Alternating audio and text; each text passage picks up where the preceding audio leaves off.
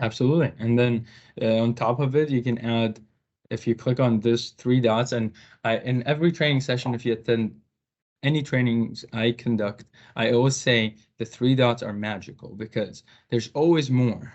Just click on those three dots in any Microsoft application, even look at Teams.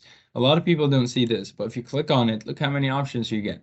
Same thing here with forms. The three dots, you got the shuffle option if it's a quiz, you got the drop down, subtitle, and branching. Branching is really important because that's where people always forget to, they don't want to ask all the questions. They want to jump to a specific question based on a response. Then branching is what you need to use.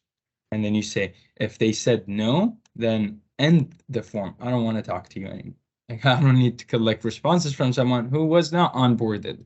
So another option is you can create two separate sections. And if they said yes, they continue. They said no, they go to section 2.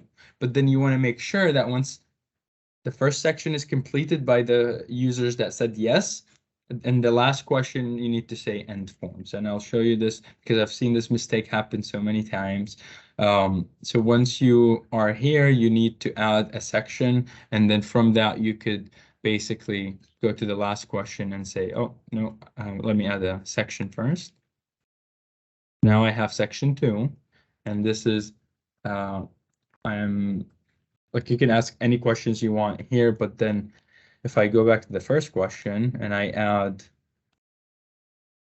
branching, then instead of ending the form in here, I can go to the section 2. So if they said yes, they go to section 2. If they said no, they can continue responding to questions. But what I'm saying is go to the last question of that section and make sure that user is not impacted by having to go to the next section as well. You just end the form right there. And if I want to see how this is looking, I can always preview it by clicking on preview on top.